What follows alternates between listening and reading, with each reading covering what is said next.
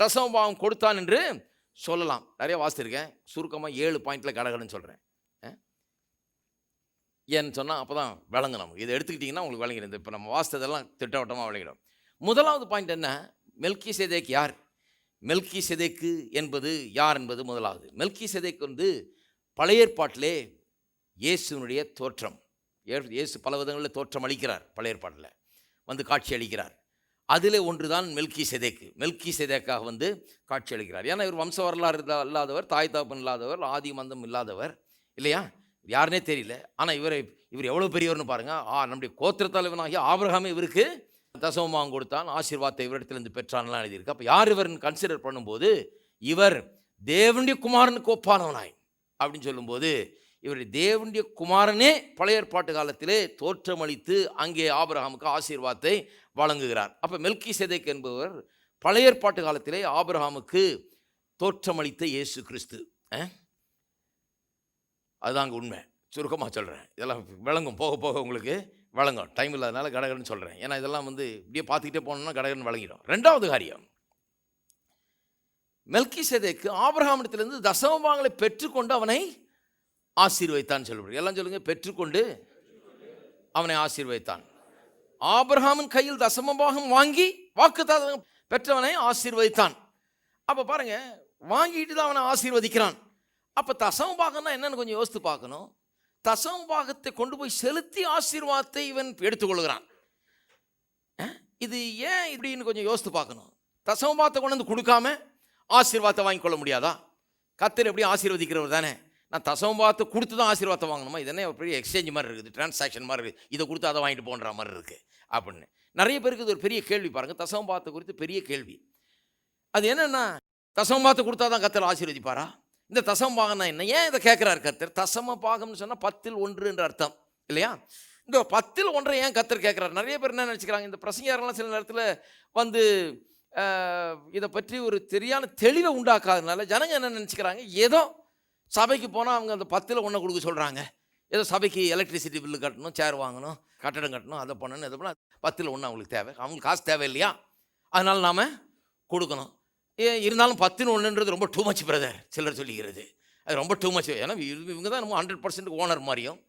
இதில் 10ல் 1 வந்து ரொம்ப டூ மச். இதெல்லாம் ஏதோ கொஞ்சம் கொடுக்கலாமோ ஒழிய 10ல் 1 ரொம்ப டூ மச். இப்படியெல்லாம் ஜனங்க பேசுகிறாங்க இல்லையா? ஏன்னா அது அறிவில்லாத ஒரு விதத்தில் அவங்க பேசுகிறாங்க. ஏன்னு சொன்னால் அவங்களுக்கு அதை பற்றி தெரியல. இது தசமபாகம்னா என்னென்னு விளங்கல. அதில் வந்து அவங்கள குறை சொல்ல முடியாது. ஏன்னா பிரசங்கியாரெல்லாம் நாங்கள் விளக்கம் சொல்லணும். அதுக்கு தான் இன்றைக்கி விளக்கம் சொல்கிறேன். தசமபாகம் என்னன்னா 10ல் 1. அதை ஏன் கொடுக்க சொல்கிறாரு? இதை கொடுத்த ஆசீர்வாதத்தை எது பெருசு நான் கேட்குறேன். இவன் கொடுத்த தசமபாகம் பெருசா, அவன் பெற்ற ஆசீர்வாதம் பெருசா? ஆசீர்வாதம் தான் பெருசு. அப்போ ஆசீர்வாதம் பெருசுன்னு சொன்னால் அவ்வளோ பெரிய ஆசீர்வாதத்தை தசமபாகத்தை வாங்கிட்டு ஏன் கொடுக்க வேணும்? தசமபாகம் என்கிறது வெறும் பணம் இல்லைங்க. இந்த பணத்தின் பின்னாலே உங்களுடைய விசுவாசம் அடங்கி இருக்கிறது. அதுதாங்க உங்களுடைய கீழ்ப்படிதல் அடங்கி இருக்கிறது. அப்போ தசமபாகம்ன்றது வெறும் பண இஷ்யூ கிடையாது. இது வந்து வெறும் பணத்தை பற்றியது கிடையாது.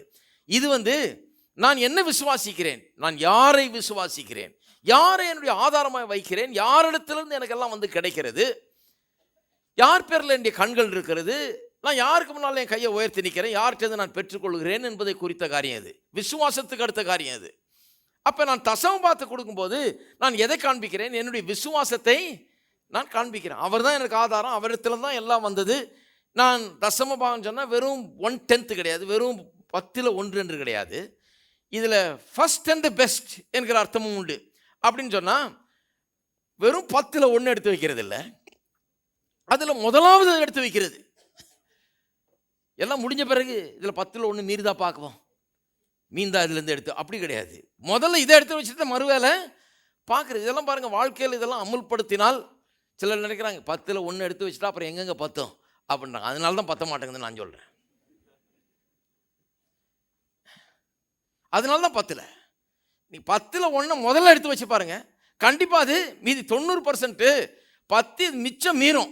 நிறைய பேர் நீ யோசித்து பாருங்க பிரதர், வருமானமே இவ்வளோதான் பிரதர், இதில் 10ல் 1 நான் எடுத்து வச்சுட்டேன்னா அப்புறம் மீதி எங்கே தாளாது பிரதர், இதெல்லாம் யோசித்து நான் கணக்கு போட்டிருக்கேன் பிரதர். உங்கள் கணக்கு சுத்தமாக தப்பு பிரதர். நீங்கள் வந்து வானத்தின் பலகணிகளை திறந்து ஆசீர்வாதத்தை எம்டி பண்ண மாட்டேனோன்று அவர் சொன்னதை கணக்கே போடல.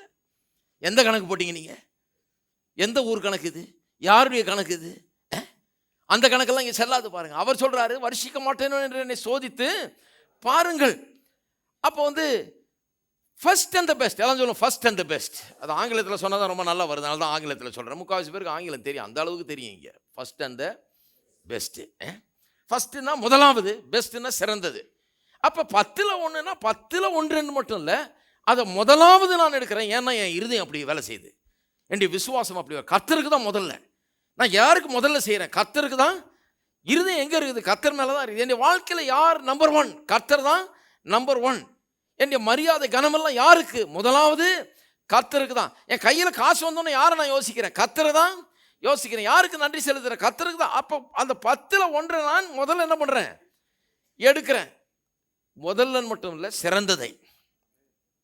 சிறந்ததை எடுக்கிறேன். ஏன்னா அந்த காலத்துலலாம் நிறைய அது வந்து அக்ரிகல்ச்சரல் சொசைட்டி, அவங்க விளைஞ்சதெல்லாம் கொண்டு வந்து கொடுத்தாங்க பாருங்கள். இன்றைக்கி மாதிரி எல்லாம் வெறும் 100 ரூபா நோட்டு 500 ரூபா நோட்டும் கிடையாது. அந்த காலத்தில் எல்லாம் காய்கறிகள் அது இது தானியம் விளைஞ்சது அது இது எல்லாத்தையும் கொண்டு வந்து கொடுத்தாங்க. அப்போ வந்து சிறந்தது ஆடு மாடுகள்லாம் கொண்டு வந்து கொடுத்தாங்க. அப்போ அந்த ஆடு மாடுகளில் நோஞ்சு போனது, இது என்னைக்கு சாகுமோ தெரியல, கோயிலில் கொண்டு போய் விட்டுடலாம் அப்படின்னு இல்லை. எப்படி இருந்தாலும் சாக போகிறது தான், சாகிறதுக்கு முன்னால் அங்கே கொண்டு போய் சேர்த்துட்டா ஒருவேளை பொழைச்சிக்கிட்டு அங்கே யாராவது பாவம் ஆசாரியர் யாரும் சாப்பிட்டு போட்டோம் அப்படிலாம் கொண்டு வர முடியாது.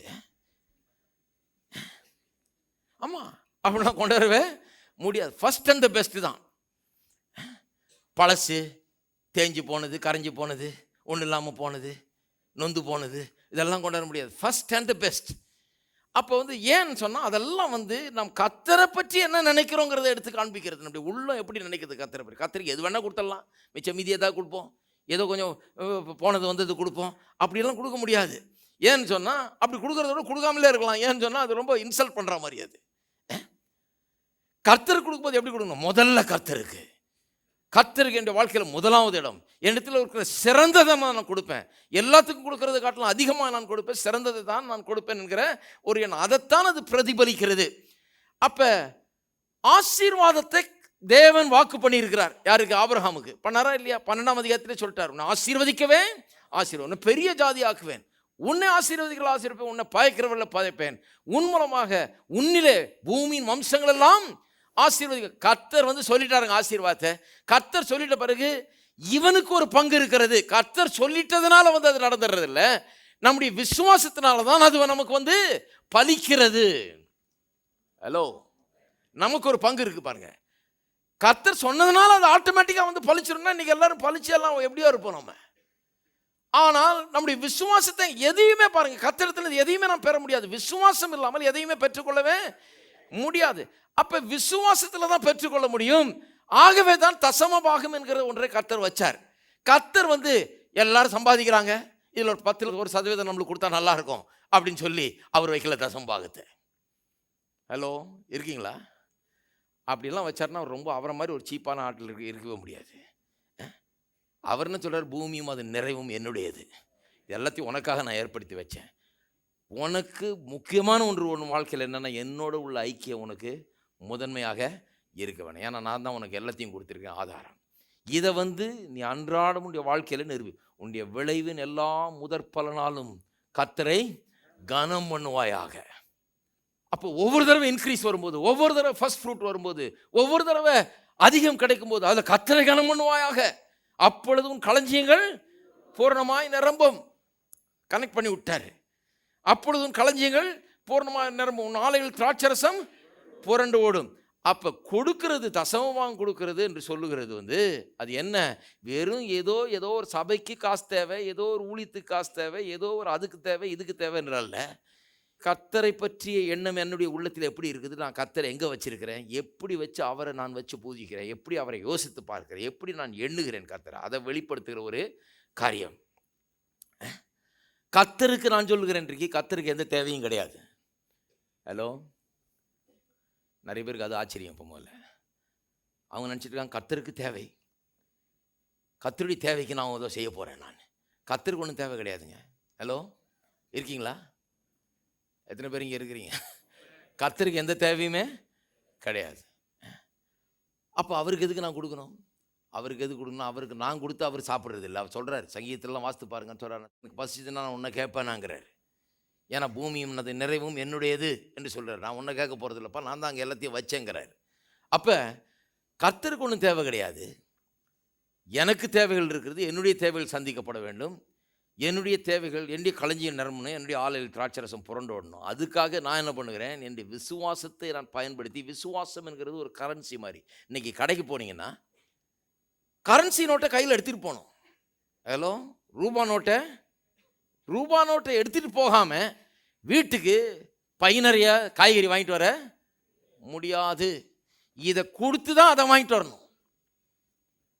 ஹலோ, வேணா டெஸ்ட் பண்ணி பாருங்க.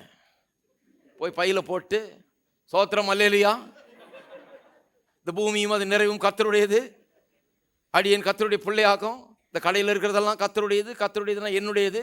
ஆகவே இந்த பையன் அனுப்பிட்டு நான் பாட்டுக்கு நடந்து போகிறேனாக்கன்னு போனீங்கன்னா முதல்ல கையை காலை கட்டி உட்கார வச்சிருவாங்க. அப்புறம் நடக்கிறதே வேற. இதெல்லாம் டெஸ்ட்டே கூட பண்ணி பார்க்கக்கூடாது. அதை விட தசமமாக கொடுத்து டெஸ்ட் பண்ணி பார்த்துக்கலாம், அது நல்லா வேலை செய்யும். இதை டெஸ்ட் பண்ணி பார்க்காதீங்க, இது டேஞ்சர். இது ஏன்னு சொன்னால் கடைக்கு போகும்போது கையில் காசோட போக வேண்டும். ஏன்னா கரன்சியை கொடுத்தா, கரன்சின்னு ஒன்று இருக்குது, இதுதான் currency of exchange. Currency of exchange தான் என்ன, இதை கொடுத்து தான் நான் அதை வாங்க முடியும். அப்போ தேவனுடைய ராஜ்யத்தில் தேவனுடைய காரியங்களில் ஒரு கரன்சி ஒன்று இருக்குது. அது என்ன, அதுதான் விசுவாசம். விசுவாசத்தை கொடுத்து தான் நான் எல்லாவற்றையும் பெற்றுக்கொள்ள முடியும். ரூபா நோட்டை கொடுத்து நான் எப்படி எல்லாத்தையும் வாங்குறேனோ அதுபோல் நான் விசுவாசத்தை கொடுத்தா எல்லாத்தையும் வாங்க முடியுமோ இல்லையோ, வேறு எதுனாலையும் வாங்கவே முடியாது. என்னுடைய அழுகையினால வாங்க முடியாது, என்னுடைய கூப்பாட்டினால வாங்க முடியாது, என்னுடைய பரிதாபத்தை சம்பாதிக்கிறதுனால வாங்க. ஆண்டவரே என்னை பாரும், அடியேனை நோக்கி பாரும், எவ்வளோ கஷ்டப்படுறேன் நோக்கி, அதெல்லாம் வாங்க முடியாது. விசுவாசத்தை வச்சு தான் வாங்க முடியும். விசுவாசம் தான் கரன்சி. கடையில் போய் அழுது வாங்க முடியுமா? அதாவது ஏதோ 2 ரொட்டி துண்டை வேணா எடுத்து போடுவோம், சரி பாவம் சாக கிடக்கிறான் போ அப்படின்னு. ஆனால் ஒன்றும் பையெல்லாம் நிரப்பிட்டு வர முடியாது, இது மாதிரி பிழைக்கவும் முடியாது, கஷ்டம். Currency, faith is the currency in the kingdom of God. தேவனுடைய ராஜ்யத்தில் விசுவாசத்தை கொடுக்காமல் எதையுமே வாங்கவே முடியாது. அப்போ நான் காசை கொண்டு வந்து கொடுக்கும்போது, அல்லது என்னுடைய வருமானத்தில் 10ல் 1 பங்கை நான் முதலாவது கர்த்தருக்கு சிறந்ததை நான் எடுத்து வைத்து அதை நான் கொண்டு வரும்போது என்னுடைய விசுவாசத்தை நான் வெளிப்படுத்துகிறேன். எத்தனை பேர் வழங்குது இது? ஏன் விசுவாசம்? நான் வந்துட்டேன், எதுக்கு வந்திருக்கிறேன்? காசை கொடுத்து ஆசீர்வாதம் வாங்கிட்டு போகிறேன் கிடையாது. இதுதான் ஃபெய்த் தான் கரன்சி. அங்கே தேவனுடைய ராஜ்யத்தில் கரன்சி. கர்த்தர் என்கிட்ட ஒன்று 10% வாங்கிட்டு உனக்கு ஆசீர்வாதம் அப்படி கிடையாது. கர்த்தர் என்ன சொல்கிறாரு, இதுதான் விசுவாசம் தான் மெத்தட், இதுதான் கரன்சி, இதை கொடுத்தா தான் அது கிடைக்கும். ஏன்னா விசுவாசம் இல்லாமல் எதுவும் தேவனுடைய ராஜ்யத்தில் உனக்கு ஒன்றுமே நடக்க முடியாதுங்கிறார். ஆகவே அதனால தான் ஆபிரகாம் என்ன பண்ணான், அன்றைக்கு மெல்கிசேதேக்கிடம் கொண்டு வந்து தனக்குள்ள எல்லாவற்றிலும் என்ன கொடுத்தானா, தசம பாகம் கொடுத்தான். சரி, அதான் 2வது காரியம்.